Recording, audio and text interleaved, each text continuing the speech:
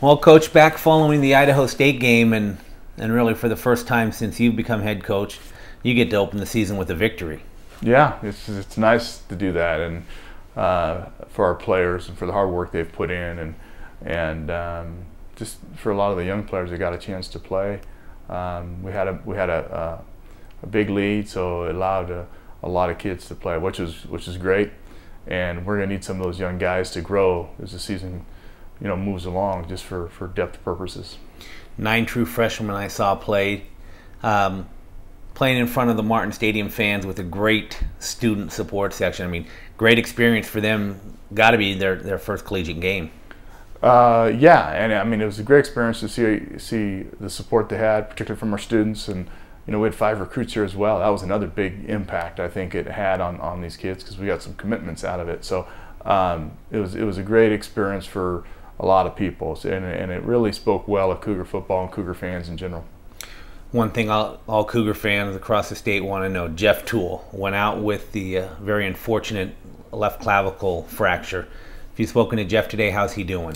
He's disappointed, and no, I haven't spoken to him today, but I know he's disappointed, and he's going to have to work through it. That's part of this game, unfortunately, and our team will too as well. And he'll be here every step of the way. We just got to get him to heal quickly, and get himself healthy, and that's all you can do, And obviously, you try to look at situations like that, and it could have been worse, right? And so we just, we deal with what we have to deal with, and we keep moving forward. Unfortunately, you've dealt with a lot of injuries in your first 3 years, plus yesterday had a couple other guys go out, and Daryl Monroe and Travion Smith. Is this really the first time since you've been here that you can replace a starter with another quality player, because that depth has been built up over the last couple of years? Well, we have areas on our team where we can do that. We're still not as deep as we probably need to be, but it's all coming, and because we've got enough youth on this team, it's going to continue to develop and grow. But there's certain positions where we feel comfortable that the backups can come in and not miss a beat, and so we are in a much greater position and better position than we've ever been, no question. One of those backups, 5th-year senior Marshall Lobestall, came in with a quick emergency start. How did Marshall do in your eyes? I thought he did great. I mean, he operated and just run our offense, and operate with the things he'd been taught and execute them. And I thought he did a heck of a job. He had a few balls that were dropped that were catchable as well. So. He did a really nice job. I think he was outstanding. I'm being so proud of him, and along with him and David Gilbertson and obviously Connor Halliday, those guys got to grow, and they got to grow fast to develop some more players there at that position to help our offense move to score points. And they're capable. Connor's capable, and he needs to just keep growing. And it was good for him to get this first game under his belt, so the next time isn't so new, right? So we're just hoping that he keeps growing, which I believe he will.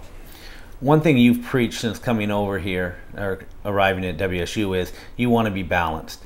And even with the no-huddle offense and the hurry-up pace, I think people perceive that as a run-and-shoot type offense. You want balance. Last night, 36 passes, 35 rushes. The yardage was very similar. Were you happy in how that developed throughout the game? Yeah, it was, and it was balanced, and those are the things you always look for. And there's going to be games where they're not, because defenses are going to line up and try to take certain aspects of maybe your offense away, and it's going to force you to do some other things. But generally speaking, we want to be balanced and be able to take what the defense gives us, but be good enough to take what the defense gives us, And this is the first time we feel like we have enough execution ability and enough talent to take advantage of the things the defense does give us. One of the things in your running game, we saw some glimpses of some explosiveness yesterday from freshman Ricky Galvin and Marcus Mason. How did those two do in really their first collegiate games? Yeah, I mean, those are 2 young kids that played their first college football game, and obviously I think if you were there and saw it, you saw some dynamic players there with some excellent speed. The other thing I like is Carl Winston's toughness, Laguan Mitz. I mean, they should be able to provide some power to our inside running game as well, physical presence and along with Marcus and Ricky, gives us an opportunity to give you some different dynamics coming out of that backfield, and and that's important that happens for us. And right now, you know, all 4 of those guys got to keep growing. Final thing on the offense: 11 different receivers caught balls. Got to be a positive sign to have a deep receiving core like that. Well, right now, and there's a lot of youth in there, and they're going to keep growing. And but yeah, it is a positive sign to have that. We got to keep developing and spreading that ball around. And when those guys have their opportunity to catch it, they need to catch it and continue to help our team move forward. But we have more weapons to work with. I mean, we've come a long way since my first spring when we had like 2 or 3 scholarship receivers at all during spring football. So it's grown in the right direction. Defensively, seemed like guys were flying all over the field, and had a real solid game from Tony Pole up front with that defensive line. How did the defense look to you? I thought real well. I thought they tackled very well.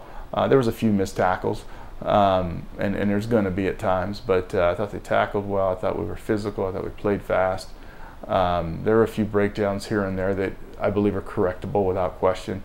But I really like what we got out of our number 1 defense in that unit. The number 2 defense, at times there was individual flashes, but we had some breakdowns, and that was kind of cause of some of the points that showed up there late in the 3rd quarter. But other than that, I was very happy with the defense.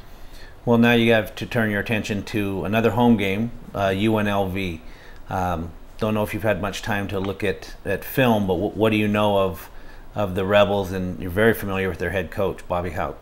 Yeah, you know, I know they'll be well coached. I know that they're going to be sound on defense, and offensively, I know they've got some skill and some speed there that is new to them. That is going to make it more challenging to defend. So it's going to be a tough game. Like anybody, you go out and play your first game, you play a quality opponent, and sometimes you fall behind, and then it looks uglier than it really could have been. I know they'll come and they'll play a really good football game, but like I've said, it's about the Cougs and what are we going to do to play well. What's the focus of this week? Just taking another step in practice? Just continue doing what you're doing? Yeah, we got to keep cleaning some things up. We got to get better. We got to improve in some areas. There isn't a spot or an individual that can't get better, and so we got to keep growing. And we knew this wouldn't be our best football game. We got to just keep growing and getting better. And so we're going to keep facing a little tougher challenges along the way, but we got to get ourselves better. Very good. Well, good luck against the Rebels this weekend, and go Cougs. Thank you. Go Cougs.